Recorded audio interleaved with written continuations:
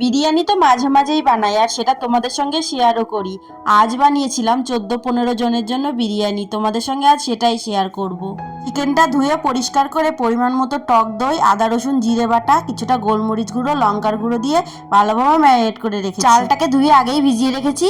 জলের ভিতরে দিয়ে দিচ্ছি লবণ, তেজপাতা, লবঙ্গ, দারচিনি, এলাচ। ভিজিয়ে রাখা চালগুলো দিয়ে 80% মতো সিদ্ধ করে নেব। চালটা ফুটে গেলে আমি এর ভিতরে সামান্য ভিনিগার দিয়েছিলাম, যেটা আমি রেকর্ড করতে ভুলে গেছি।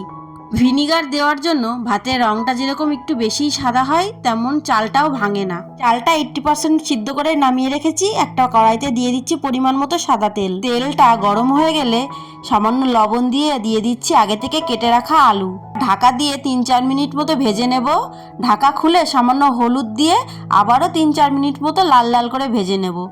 আলু ভাজা হয়ে গেছে, এগুলো সব তুলে নিচ্ছি। বিরিয়ানির আলু না ভাজলেও হয়, সিদ্ধ করে দিলেও হয়, আমি আজ একটু ভেজেই দিলাম। এবার বেরেস্তাগুলো ভেজে নেব। ওই তেলের ভিতরে দিয়ে দিচ্ছি পেঁয়াজ। পারফেক্ট বেরেস্তা বানাতে গেলে পেঁয়াজটাকে সমানভাবে কাটতে হবে, তাহলে বেরেস্তাটা পারফেক্ট হবে। বেরেস্তা ভাজা হয়ে গেছে, 3 ভাগ মতো তুলে নিচ্ছি, আর 1 ভাগ থাকছে। এর ভিতরেই আমি মাংসগুলো দিয়ে দেব। আগে থেকে যে মাংসটা ম্যারিনেট করে রেখেছিলাম সেটাই দিয়ে দিচ্ছি এর ভিতরে। সম্পূর্ণ মাংসটা দিয়ে দেওয়ার পর আমি মোটামুটি 2-3 মিনিট ভালোভাবে নাড়াচাড়া করে নেব। দিয়ে দেবো পরিমাণ মতো লবণ, আর আদা রসুন জিরে বাটাটাকে আমি জল দিয়ে গুলে সেঁকে নিয়েছি, সেই জলটা দেবো। কিছুটা বিরিয়ানির মশলা, কেওড়া জল, আর সামান্য একটু মিঠা আতর। এবার ভালোভাবে কষিয়ে নেব চিকেনটাকে। 3-4 মিনিট মতো ভালোভাবে কষিয়ে নিয়েছি। আগে থেকে ভেজে রাখা আলুগুলো দিয়ে দিচ্ছি পরিমাণ মতো দুধ, আর একটু নাড়াচাড়া করে ঢাকা চাপা দিয়ে দিচ্ছি। চিকেনটা এদিকে হতে থাক, এদিকে কেশরটা ভিজিয়ে নিয়ে নিচ্ছি কিছুটা দুধ। এর ভিতরে দিয়ে দিচ্ছি কেশর আর সামান্য চিনি। 7-8 মিনিট মতো চিকেনটা রান্না করে নিয়েছি। ঢাকা খুলে এবার আমি ভালোভাবে নাড়াচাড়া করে নেব। চিকেনের ভিতরে আমি এক্সট্রা করে কিন্তু কোনো জল দিইনি। ওই যে 200-250 ml মতো দুধ দিয়েছিলাম, চিকেন থেকে যে জলটা বেরিয়েছে সেটাতেই চিকেনটা সিদ্ধ হয়ে এসেছে। চিকেনের ভিতরে আমি কোনো হলুদ অ্যাড করিনি, তারপরেও কালারটা কত সুন্দর এসেছে। চিকেনটা হয়ে গেছে, আমি এটাকে নামিয়ে নিচ্ছি। সর দুধের ভিতরে দিয়ে দিচ্ছি কিছুটা কেওড়া জল আর মিঠা আতর। বিরিয়ানিটা এবার সাজিয়ে নেওয়ার পালা। দম দেবো যেই পাত্রে, তার ভিতরে দিয়ে দিচ্ছি কিছুটা ঘি, আর হাত দিয়ে পুরো পাত্রের ভিতরে মাখিয়ে নিচ্ছি। প্রথমেই অর্ধেকটা রাইস দিয়ে দেবো এই পাত্রের ভিতরে। রাইস কিন্তু আমার হাজবেন্ড দিচ্ছে, আজকে ও আমাকে অনেকটাই হেল্প করেছে। একটাই লেয়ার হবে সেহেতু পুরো চিকেনটা দিয়ে দেবো, আর দিয়ে দেবো আলুগুলোও। এরপর আমি এর ভিতরে দিয়ে দেবো কিছুটা বেরেস্তা। বেরেস্তাটা আমি সম্পূর্ণ দিচ্ছি না, অর্ধেক দিচ্ছি, আর অর্ধেক আমি উপরে দেবো। এরপর একে একে বিরিয়ানির মশলা, কিছুটা গোলমরিচ গুঁড়ো আর দুধের মিশ্রণ দিয়ে আবার উপরের ভাতের লেয়ারটা দিয়ে দেব।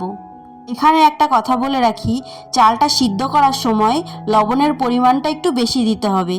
আমি আজকে অনেকটা বিরিয়ানি করেছিলাম তো আমার একটু লবণ কম হয়েছিল। সমস্ত রাইস দেওয়ার পর পেঁয়াজ বেরেস্তা ছড়িয়ে কিছুটা চিকেনের গ্রেভি দিয়ে দিলাম। আমি বিরিয়ানির ভিতরে চিকেনের গ্রেভি দিই না, কিন্তু ইউটিউব দেখি অনেকেই দেয়, ভাবলাম আজকে দিয়েই দেখি কেমন লাগে।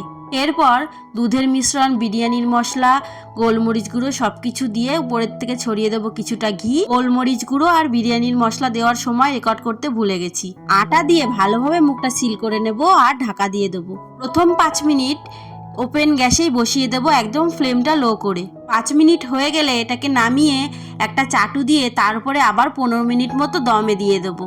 আটা দিয়ে যে ঢাকনাটা সিল করলাম, কিছুটা জায়গা কিন্তু ফাঁকা রেখেছি, যাতে আমি বুঝতে পারি যে আমার বিরিয়ানিটা দম হয়ে গেছে। 15 মিনিট দম দেওয়ার পর ঢাকা খুলে ছড়িয়ে দেবো কিছুটা ঘি। আজকের বিরিয়ানিটা কিন্তু সম্পূর্ণ ঘরোয়াভাবে রান্না হয়েছে। বিরিয়ানি দম হওয়ার পরে যে উপর থেকে ঘিটা আমরা ছড়িয়ে দিই, এটা কিন্তু আমি আগে দিতাম না। একদিন দেওয়ার পরে দেখছি না, এটাতেও কিন্তু দারুণ একটা ঘিয়ের স্মেল আসছে, তারপর থেকেই দিই। বিরিয়ানি একদমই রেডি, এইবার পরিবেশন করার পালা। আজকের সম্পূর্ণ ভিডিওটা কেমন লাগলো অবশ্যই কমেন্ট করে জানিও, আর ভালো লাগলে একটা লাইক করে দিও।